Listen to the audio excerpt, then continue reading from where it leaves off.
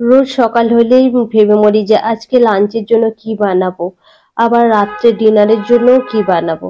তো এই ভাবতেই আমার একেবারেই সময় চলে যায়, কিন্তু ভেবেই পাই না কি করব। তো শাক পাতা ছেলে খেতেই চায় না, তো আমি যদিও খেতে চাই, একার জন্য রান্না করতেও ভালো লাগে না। আর তাছাড়া ছেলেকে তো শাক সবজি সবকিছু খাওয়ানো অভ্যেস করাতে হবে। তাই আমি ওকে বিভিন্ন রকম পদ রান্না করে ওকে আমি খাওয়াই এবং ও চেটেপুটে খুব আনন্দ করেই খাবারগুলো খায়। আজকে আমি ডিম রান্না করব এবং ডিমের যে পদটি আমি রান্না করব তার জন্য কিন্তু কড়াই থেকে এই ফ্রাইং প্যানই ভালো হয়। যেহেতু আমার দুটো ডিম, তাই এই ফ্রাইং প্যান আজকে আমি নিয়েছি ডিম রান্না করার জন্য। ফ্রাইং প্যানে দিয়ে দিয়েছি সর্ষের তেল দিয়ে ওর মধ্যে দুটো দারচিনি টুকরো, দুটো লবঙ্গ, দুটো এলাচ দিয়ে আমি ওর মধ্যে দিয়ে দিয়েছি কাঁচা লঙ্কা দুটো কুচি, আর দিয়েছি পেঁয়াজ কুচি। পেঁয়াজগুলোকে ছোট ছোট করে আমি খুব কেটে নিয়েছি। আর ওর সঙ্গে দিয়ে দিয়েছি রসুন থেতো করে। রসুন এখানে 7 থেকে 8 কোয়া দিয়েছি। দিয়ে আমি রসুন আর পেঁয়াজ আর কাঁচা লঙ্কাটাকে ভালো করে একটু ভেজে নেব এবং যখন অর্ধেক ভাজা হয়ে আসবে তখন ওর মধ্যে দিয়ে দেব আদা বাটা। আদা বাটা আমি অল্প এখানে দিয়েছি, হাফ চামচ মতো।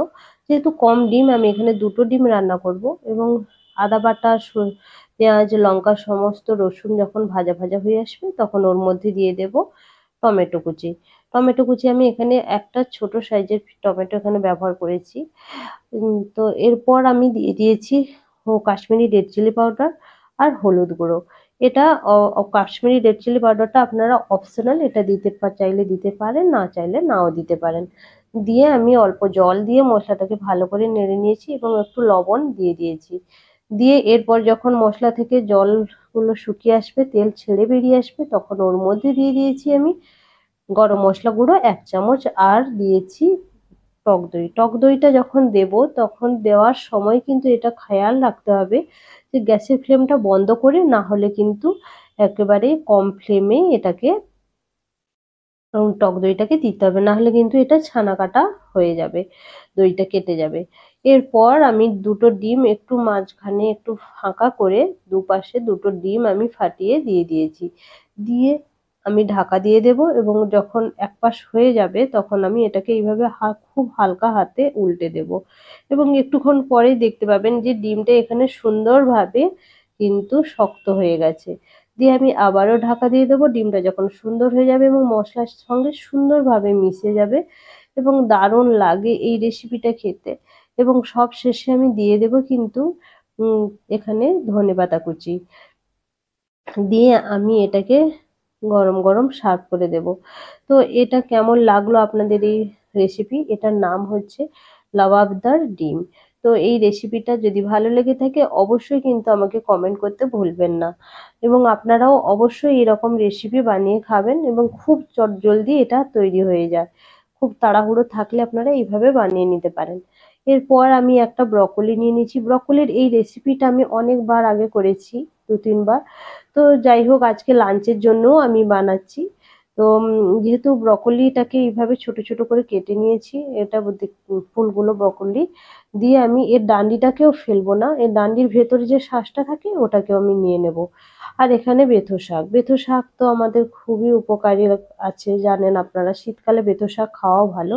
আর যাদের ফ্যাটি লিভার তাদের তো অবশ্যই এটা খেতে হবে, তো এটা খাওয়া উচিত। তো বেথো শাকটাকে এইভাবে ছোট করে শেকড়গুলোকে বাদ দিয়ে দিয়েছি এবং ভালো করে পরিষ্কার করে ধুয়ে নেব। ধুয়ে আমি এটা জল ঝরাতে দিয়ে এখানে আমি ব্রকলিটাকে রেডি করে নেব। ব্রকলিগুলো ধুয়ে নিয়েছি পরিষ্কার করে, ধুয়ে আমি এটাকে নিয়ে নিয়েছি একটা বাটির মধ্যে। এরপর ওর মধ্যে একে একে আমি সমস্ত কিছু উপকরণ দিতে থাকবো। আপনারা অবশ্যই এটা খেয়াল করবেন এবং এটা লক্ষ্য করবেন। এই রেসিপিটার নাম ব্রকলির কড়াই ভাপা। তো এটা দারুণ খেতে হয়, এটা আপনারা অবশ্যই একবার ট্রাই করে দেখতে পারেন এই রেসিপিটা। তো ব্রকলিটা আমি এখানে দিয়ে ওর মধ্যে দিয়ে দিয়েছি হলুদ গুঁড়ো, লঙ্কা গুঁড়ো, এটা আপনাদের নিজেদের স্বাদ অনুযায়ী এবং প্রয়োজন অনুযায়ী। আর এখানে 1.5 চামচ দিয়েছি আমি জিরের গুঁড়ো। জিরের গুঁড়ো দিয়ে ওর মধ্যে দিয়েছি রসুন, থেতো করে রাখা রসুন 1 চামচ। রসুন দিয়ে ওর মধ্যে দিয়ে দেব আমি লবণ। লবণ দিয়ে তারপর ওর মধ্যে দিয়ে দেব কিন্তু ধনেপাতা কুচোনো। আর বিশেষ কিছু মশলা এখানে লাগছে না, আপনারা দেখেই বুঝতে পারছেন। ভীষণ সহজ এবং ভীষণ তাড়াতাড়ি এই রেসিপিটা কিন্তু তৈরি হয়ে যায়। আর ব্রকলি ভীষণ নরম সবজি, তাই এর জন্য বেশি কিছু লাগে না এবং এর সমস্ত পুষ্টি গুণ কিন্তু বজায়ও থাকে। এরপর সবশেষে দিয়ে দেবো আমি সর্ষের তেল, দিয়ে ভালো করে এটাকে ম্যারিনেট করে নেবো। নিয়ে আমি 5 থেকে 10 মিনিট রেখে দেবো। তারপর আমি এটাকে কড়াইয়ের মধ্যে দিয়ে দেবো। হ্যাঁ, সবশেষে কিন্তু একটু তেজপাতা, এটার কথা আমি ভুলে গিয়েছিলাম। তো শেষে আমি তেজপাতাটা অ্যাড করেছি। তেজপাতা দিলে কিন্তু এর সুন্দর একটা গন্ধ আসে। তো তেজপাতাটা অবশ্যই দেওয়ার চেষ্টা করবেন। এরপর আমি কড়াইয়ের মধ্যে সমস্ত কিছু মশলা আর ম্যারিনেট করা ব্রকলিটাকে ঢেলে দিয়েছি। আর শুধু বাটি ধোয়া যে জলটা থাকে সেটা দিয়ে দিয়েছি। আর এবার আমি একটু উপর থেকে অল্প একটু সর্ষের তেল দিয়ে এটা কড়াইয়ে বসিয়ে দেবো এবং ঢাকা চাপা দিয়ে খুব স্লো বা সিমে বা একদম অল্প তাপে কিন্তু এই রান্নাটা রান্না করতে হবে। এটা রান্না হতে হতে আমি এখানে বেথো শাকটাকে কেটে নিয়েছি ছোট ছোট করে, এবং খুব বেশি ছোট করেনি, এমনি রাফলি চপড করে নিয়েছি।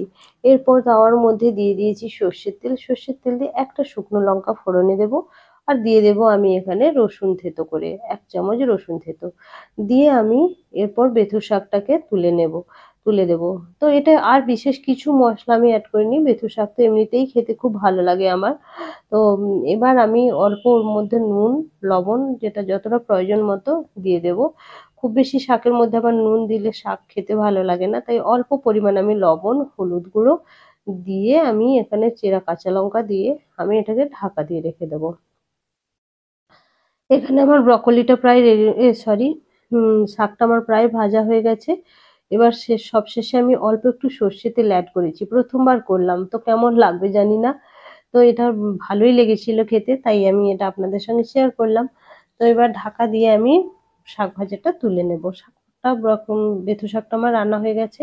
এদিকে আমার ব্রকলির অবস্থা খুব সুন্দর হয়ে গেছে, একটা দারুণ একটা সুন্দর স্মেল বেরিয়েছে এবং এখানে দেখুন তেল ছেড়ে বেরিয়ে এসছে এবং খুব সুন্দর সেদ্ধ হয়ে গেছে ব্রকলিগুলো। দারুণ সুন্দর খেতে হয় এই ব্রকলির এই কড়াই ভাপা। তো আপনারা অবশ্যই এটা বাড়িতে ট্রাই করবেন, ভীষণ সহজ এবং আমি এটা সবাইকে এইভাবে রান্না করতে ব্রকলি বলি, যারা খেতে ভালোবাসে না তারাও এটা খেয়ে নেবে।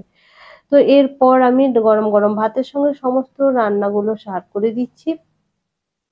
তো আজকে এই চটজলদি রান্নাগুলো আপনাদের কেমন লাগলো অবশ্যই কিন্তু কমেন্ট করতে ভুলবেন না। এবং আমার রান্নাগুলো যদি আপনাদের ভালো লেগে থাকে লাইক শেয়ার সাবস্ক্রাইব করার অনুরোধ রইল। এবং আপনারা যদি কোনো রেসিপি সম্পর্কে আমার কাছে কিছু জানতে চান অবশ্যই কিন্তু আমি সেটা জানাবো। তো আপনাদের যদি ভালো লেগে থাকে আমার রান্নাগুলো অবশ্যই কিন্তু আমার পাশে থেকে আমাকে সাপোর্ট করবেন এবং নিত্য নতুন অনেক রেসিপি আপনাদের সঙ্গে আমি শেয়ার করতে পারবো। এবং আপনারা ভালো থাকুন, সুস্থ থাকুন এবং আমি একবার ছোট্ট করে নিয়ে ট্রাই করে দেখছি ব্রকলিটা কেমন হয়েছে। সবই নুন, তেল, নুন, ঝাল সবকিছুই ঠিকঠাক হয়েছে।